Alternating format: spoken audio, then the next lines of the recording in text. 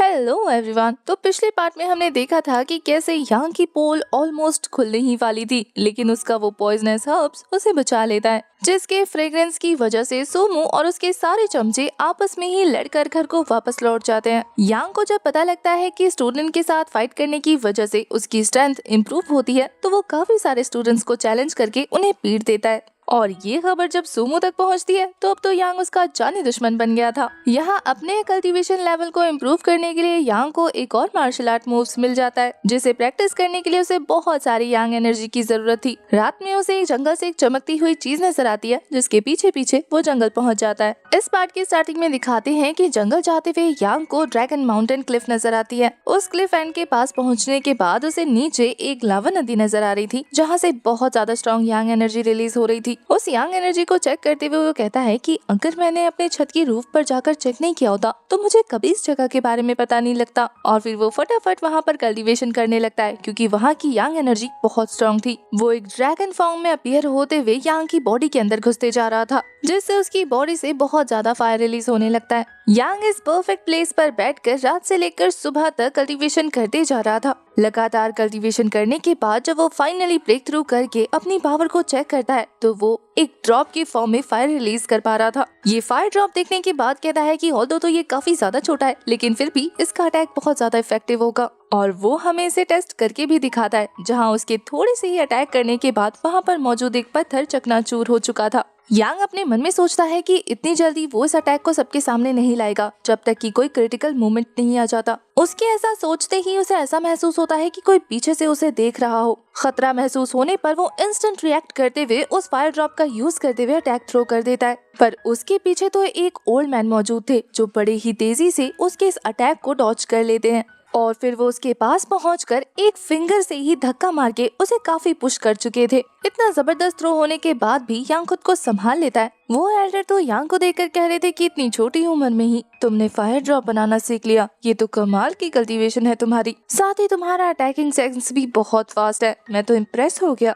यांग भी खुद से यही सवाल कर रहा था कि पहले तो उसके अटैकिंग सेंस इतने ज्यादा अच्छे नहीं थे, फिर वो इतने फास्ट कैसे हो गए। शायद ये उसकी कल्टीवेशन और गोल्डन असुरा बॉडी का कमाल है। वो तो एल्डर से माफी मांगते हुए कह रहा था कि सीनियर, मुझे माफ कर दीजिए, मैंने बिना सोचे समझे आप पर अटैक कर दिया। वो एल्डर उससे कहते हैं कि तुम्हें माफी मांगने की कोई जरूरत नहीं, बल्कि तुम्हें देखकर तो मुझे अपना एक पुराना दोस्त याद आ गया। वो भी ऐसे ही पागलों की तरह कल्टीवेशन करता था। मैं और वो यांग एनर्जी को प्रैक्टिस करते थे, हमारा अक्सर यहाँ इस पवेलियन में आना जाना था। यांग उनकी बातें सुनने के बाद कह रहा था कि एल्डर, क्या मैं आपसे पूछ सकता हूँ कि आपको इस जगह के बारे में कैसे मालूम है। वो एल्डर बताते हैं कि ये जगह पूरी तरह से यांग एनर्जी से भरी हुई है, इसलिए जो भी यांगी को प्रैक्टिस करना चाहता है वो यहीं आता है। इसके अलावा लिंगशिया पवेलियन में जो भी बुरे काम करते हुए पकड़ा जाता है, उन प्रिजनर्स को यहाँ लाकर सजा दी जाती है। शायद तुम्हें इस जगह के बारे में नहीं पता, लेकिन लिंगशिया पवेलियन में इस जगह के बारे में कम बात की जाती है। यांग तो ये जानकर हैरान हो गया था कि प्रिजनर्स को यहाँ लाकर सजा दी जाती है। वो पूछता है कि ऐसा क्यों किया जाता है। वो एल्डर बताते हैं कि आज से 100 सालों पहले जब यहाँ पर डीमंस का राज बहुत ज्यादा बढ़ गया था, वो लोगों को मारते जा रहे थे, तब एक कल्टीवेटर मसीहा सामने आया, जिसने अपनी डिवाइन स्वॉर्ड का यूज करते हुए इस क्लिफ पर ये बनाया। उनके डिवाइन स्वॉर्ड के जबरदस्त स्लैश की वजह से यहाँ पर ये लावा नदी क्रिएट हो गई और सारे के सारे डीमंस इसमें गिरकर मारे गए। तब से लेकर आज तक ये जगह बहुत ज्यादा फेमस है, इसे ड्रैगन वैली के नाम से जानते हैं। साथ ही बुरे लोगों को यहाँ लाकर इसीलिए सजा दी जाती है। उन डीमंस को मारने के बाद धीरे धीरे यहाँ पर लोग बसने शुरू हुए और लिंगशिया पवेलियन का निर्माण हुआ। ये एल्डर बताते हैं कि वैसे तो ये बहुत पुरानी बात है, लेकिन ये लिंगशिया पवेलियन का ओरिजिन है। तुम जानते हो लिंगशिया पवेलियन बनाने के पीछे का मकसद क्या था? डीमंस को मारने के बाद भी उनके मन में ये खतरा मौजूद था कि कहीं वो डीमंस वापस से जिंदा ना हो जाए, इसलिए इस सिटी को प्रोटेक्ट करने के लिए उन्हें लिंगशिया पवेलियन बनाना पड़ा। और तब से लेकर आज तक यहाँ पर बच्चे मार्शल आर्ट सीखते हैं और उनका सिर्फ एक ही मकसद है, बुराई को इस दुनिया से खत्म करना। वो ओल्ड मैन बताते हैं कि ये ड्रैगन वैली यांग एनर्जी का एक भंडार है, जिसे हम ट्रेजर के तौर पे भी देख सकते हैं, लेकिन आजकल के बच्चे इन्हें इग्नोर कर देते हैं। यांग तो उनसे पूछ रहा था कि क्या आप इसी ट्रेजर को यहाँ पर देखने के लिए आए हैं। वो ओल्ड मैन बताते हैं कि नहीं, वो तो किसी को ढूंढने आए थे, पर शायद वो उन्हें अभी नहीं मिलेगा, इसलिए वो वहाँ से जाने लगते हैं। यांग के पूछने पर भी वो नहीं बताते कि वो किसे ढूंढने आए हैं। उनके जाने के बाद यांग यही सोच रहा था कि क्या सच में ये यांग एनर्जी एक ट्रेजर है। वो अपने मन में सोच रहा था कि अगर वो उस ओल्ड मैन की बातों को इग्नोर कर देगा तो इसके असर उसे बाद में देखने को मिल सकते हैं, इसलिए वो इन बातों को याद रखेगा। फिलहाल तो वो वहाँ से जाने का प्लान करता है क्योंकि रात भर वहाँ गुजारने की वजह से उसे अपना घर भी तो चेक करना था। वैसे मैं एक चीज बताना तो भूल ही गई, इन एल्डर का नाम एल्डर 11 है, जिनका नाम सुनने के बाद यांग सोच में पड़ गया था कि उसने आज से पहले ऐसे एल्डर के बारे में लिंगशाओ पवेलियन में तो नहीं सुना, पर एल्डर की बातों से तो कहीं से भी नहीं लगा कि वो लिंगशाओ पवेलियन के बाहर से हैं। इनकी ये गुत्थी शायद हमें आने वाले एपिसोड में सुलझती हुई दिखे। फिलहाल तो यहाँ दूसरी तरफ जैसे ही हमारा यांग अपने घर के बाहर पहुँचता है, दरवाजा ओपन देखने के बाद वो अपने मन में सोच रहा था कि मैं तो दरवाजा बंद करके गया था, फिर किसने खोल दिया। वो तो ये सोचते ही गुस्से से भर गया था कि पक्का ये वही बेवकूफ सुमो होगा, ये मुझे फिर से परेशान करने के लिए मेरे घर में घुस गया। अंदर ताका झाकी करने के बाद वो तो सुमो को ढूंढ रहा था, लेकिन उसे नजर आती है वो सीनियर सिस्टर जो कि वहाँ आराम से उसके बिस्तर पर सो रही थी। उन्हें वहाँ देखने के बाद तो यांग को 440 वोल्ट का झटका लगता है। भाई जरा सोच के देखो, आप सुबह अपने घर से बाहर जा रहे हो और वापस आकर आपको देखने को मिले कि वहाँ पर एक लड़की सो रही है। यांग की आहट से अब तक सीनियर सिस्टर की भी आंख खुल गई थी और वो दोनों एक दूसरे को देखकर बहुत ज्यादा नर्वस हो जाते हैं। जो सवाल हमारे मन में था वही सवाल हमारे यांग के मन में भी था। वो उन्हें देखने के बाद कहता है कि सीनियर सिस्टर आपका नाम क्या है। वैसे ये सवाल करने के बाद उसे खुद पर गुस्सा आ रहा था कि कैसे ही पहली मुलाकात में लड़की से लड़की का नाम पूछ रहा है, वो कितना ठरकी साउंड कर रहा होगा। पर सीनियर सिस्टर कहती है कि मेरा सरनेम जिया है। ये पता लगने के बाद तो यांग उनसे पूछ रहा था कि सीनियर सिस्टर जिया आखिर आप यहाँ क्या कर रही हैं। वो तो कह रही थी कि इस तरीके से तुम्हारे कमरे में तुमसे बात करना बहुत अजीब लग रहा है। यांग का कहना था कि ठीक है फिर हम चांद की रोशनी के नीचे बात कर लेते हैं। उसे तो अपनी हर बात पे गुस्सा आ रहा था कि किस तरीके से बिहेव कर रहे हो तुम लड़की के साथ। पर सीनियर सिस्टर तो इस बात को इग्नोर करते हुए कह रही थी कि कोई तुम्हारे लिए यूनिफॉर्म देकर गया है, मैं दोपहर को आई थी तुम्हें देने के लिए, पर तुम्हारा वेट करने पर भी तुम नहीं आए और वेट करते करते मेरी आंख लग गई। अब ये सुनने के बाद तो हमारा यांग उस सामान को लेते हुए कह रहा था कि कोई बात नहीं, नेक्स्ट टाइम से मैं जल्दी आ जाऊंगा, और फिर खुद को डांटते हुए कह रहा था कि बेवकूफ, नेक्स्ट टाइम का मतलब क्या होता है? क्या तुम मुझसे प्रॉमिस कर रहे हो? तुम चाहते हो कि वो दोबारा तुम्हारा इंतजार करे? सीनियर सिस्टर जिया भी नर्वस होकर कहती है कि तुम जल्दी आओ या नहीं आओ इससे मुझे क्या, मैंने तो सामान देना था, मैंने दे दिया। ये बोलने के बाद वो फटाफट वहाँ से भाग जाती है। वैसे उनकी हरकतों से देखकर लग रहा था कि वो बहुत ज्यादा नर्वस है। उनके जाने के बाद यांग यही सोच रहा था कि पक्का ये वही जंगल वाला बंदा होगा जिसने उसके ड्रेस को फटा हुआ देखकर उसके लिए 2 जोड़ी नए कपड़े भिजवा दिए। उसे वो बंदा बहुत ज्यादा अच्छा लगा।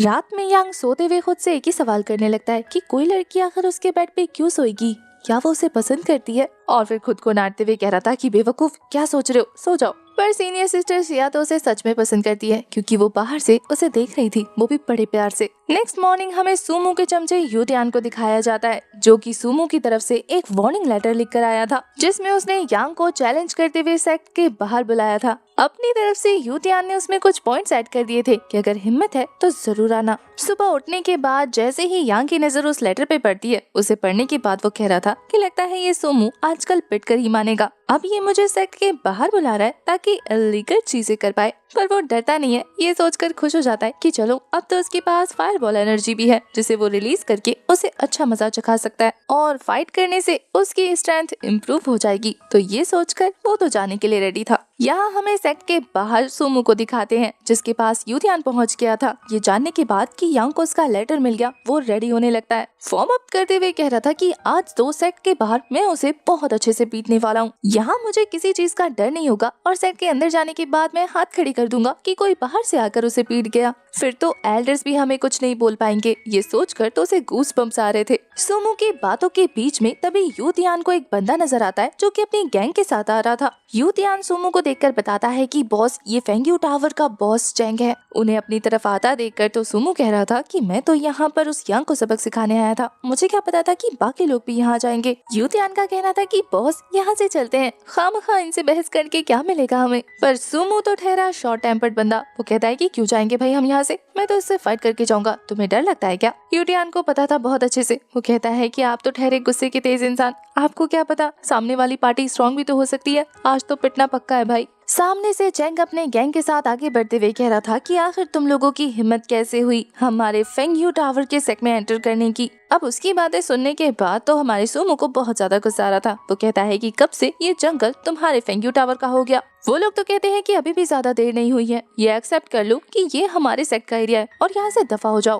पर सुमो तो एक और सन की इंसान है, वो कहता है कि नहीं जाता, क्या कर लेगा बता, तुझे क्या लगा मैं 9th लेवल पर होकर तुझसे डरूंगा? वो बंदा भी इसकी बातें सुनने के बाद भड़क चुका था। इनमें फाइट शुरू हो ही पाती कि तभी वहाँ पे कई सारी पिंक स्पिरिचुअल बटरफ्लाईज आ जाती हैं। इन बटरफ्लाईज को देखने के बाद फेंग यू टावर के लोग तो खुश हो जाते हैं, लेकिन सुमो को पता था कि ये कौन है। वो कहता है कि ये ब्लडी औरत हूँ मैं। वो तो आते ही चैंग से कहती है कि चैंग ब्रदर, आखिर आप क्या कर रहे हैं? अगर आप इन लोगों के साथ फाइट करेंगे और आपको चोट लग जाएगी तो आप सेक्ट में जाकर क्या जवाब देंगे? मैं नहीं चाहती कि इन लोगों से पिटने के बाद मेरे सेक्ट के लोग काफी बुरी तरीके से इंजर्ड हो जाए। उसकी बातें सुनने के बाद चैंग शांत नहीं होता, बल्कि और भी ज्यादा भड़कते हुए कह रहा था कि तुम्हें क्या लगा हुए इन जैसे कीड़े मकोड़े के अंदर हिम्मत है मुझे हर्ट करने की। अब ये वाला डायलॉग सुनने के बाद तो सुमो का पारा चढ़ जाता है। वो कहता है कि जबान संभाल के बात कर, वरना जबान खींच के हाथ में रख दूंगा। तुझे क्या लगा कि मैं तुझसे डरता हूँ? मेरी कल्टीवेशन भी बहुत हाई है, अगर हिम्मत है तो लड़के देख ले। यहाँ यूतियान को पता था कि ये लड़की क्या करने की कोशिश कर रही है।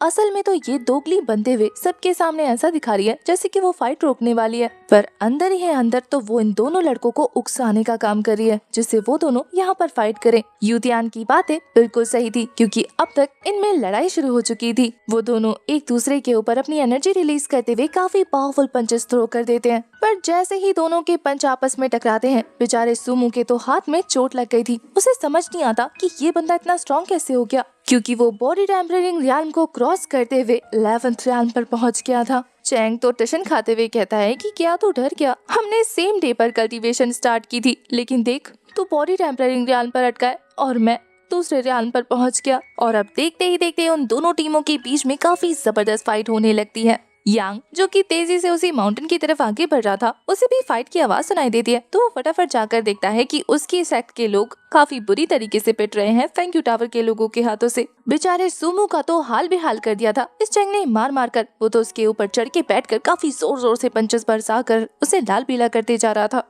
वो कहता है कि बता, अब हार मानता है, कहता है कि ये हमारी टेरिटरी है। सुमो था तो काफी ज्यादा घमंडी, लेकिन एक बात मानना पड़ेगा, वो बहुत ज्यादा जिद्दी है। इतना ज्यादा पिटने के बाद भी कहता है कि बेवकूफ है क्या? तुझे लगा तेरे कमजोर मुक्के खाने के बाद मैं तुझसे हार मान जाऊंगा? नहीं, ये हमारा प्लेस है। वो तो उसे और बुरी तरीके से पंचेस मारकर उसका खून निकालना शुरू कर देता है। यहाँ यांग ये सब देखने के बाद अपने मन में सोच रहा था कि उसने सुमो को अंडर एस्टिमेट किया। वो तो सच में बहुत ज्यादा ही ढीठ है, हार मानने वालों में से नहीं है, क्योंकि कुछ ऐसा ही हाल तो हमारे यांग का भी है। वो पिटने के बाद भी हार नहीं मानता। अब उसे हार ना मानता देखकर ये लड़की जाते हुए कह रही थी, चैंग ब्रदर, मुझे तो लगता है कि अगर आप इसे एक और पंच मारेंगे तो ये यहाँ पर मर जाएगा। अब आप इसे जाने दीजिए, वैसे भी आपने इसकी बहुत ज्यादा बुरी हालत कर दी है। यांग ये सुनने के बाद कह रहा था कि इसके कमजोर पंचेस से मेरा कुछ नहीं बिगड़ने वाला, और तू दोगली औरत चली जा यहाँ मेरी नजरों के सामने से, वरना अगर मुझे मौका मिला तो सबसे पहले तुझे ही मजा चखाऊंगा। अब अपने सेट की सबसे खूबसूरत लड़की की बेइज्जती सुनने के बाद तो चैंग से रहा नहीं जाता। वो एक और जबरदस्त पंच थ्रो कर देता है, पर गर्दन को साइड करते हुए सुमो ने ये वाला पंच डॉच कर लिया था, जिससे तो जमीन में गड्ढा हो जाता है। और ये देखकर तो चैंग को काफी ज्यादा गुस्सा आ रहा था, इसलिए वो अपने दोनों हाथ को जोड़ते हुए एक पावरफुल अटैक तैयार कर चुका था। पर इससे पहले कि वो ये अटैक हमारे सुमो पर कर पाता, यांग पहले तो आगे बढ़ते हुए उसे एक जोरदार तमाचा जड़ता है और फिर घूमकर एक जबरदस्त किक मारता है। ये किक खाने के बाद तो वो उड़ता उड़ता काफी पीछे जा चुका था। उसकी हालत देखने के बाद तो वहाँ मौजूद सभी लोग बहुत ज्यादा शॉक रह जाते हैं कि ये किसने किया। यांग को अपनी हेल्प करता देखकर तो सुमो भी हैरान था, ये सोच रहा था कि ये उसकी हेल्प क्यों कर रहा है। पर यांग तो अपने पवेलियन के लोगों को इस तरीके से पिटता हुआ नहीं देखने वाला था, इसलिए वो तैयार हो जाता है फाइट के लिए। और इसी इंटरेस्टिंग से सीन के साथ हमारा ये वाला एपिसोड हो जाता है खत्म। तो क्या आप आगे आने वाली फाइट के लिए एक्साइटेड है? कमेंट करके जरूर बताना। तब तक के लिए bye bye, tata, take care.